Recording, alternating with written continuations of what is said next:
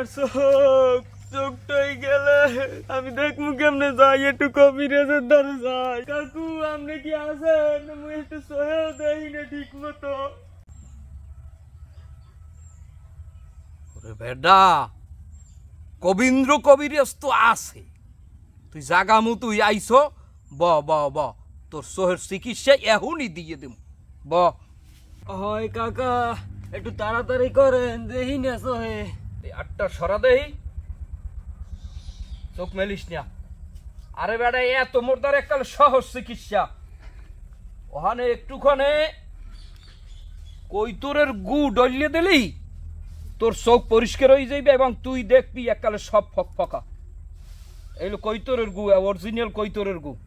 দেই দাঁড়া,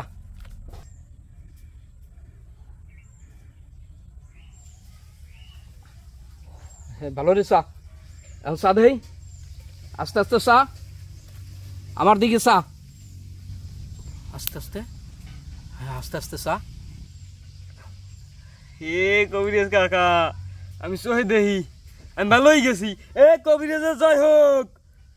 কিরে তোরে কইছিলাম না এসব চিকিৎসা হইলে কবীন্দ্র কবিরাজের কাছে। অন্টুর ব্যাপার বেডা। 500 বছর আগ হইতে আমার দাদার দাদা হ্যার 14 গোষ্ঠীতে এই কবিরাজি করিয়েছে, এখন আমি করতে আসি। তাই যা সবার দ্বারে কইস যে কবীন্দ্র কবিরাজ সে কি মহাকবিরাজ, গোবিন্দ কবিরাজ মহাকবিরাজ, গোবিন্দ কবিরাজ মহাকবিরাজ, গোবিন্দ কবিরাজ মহাকবিরাজ, গোবিন্দ কবিরাজ মহাকবিরাজ। বাহ, দারুণ দারুণ, খুবই দারুণ। আজগো সব ঘুষা, আজগো আর কোনো রুগী টুকি দেখবো না, আবার কাইল হইতে।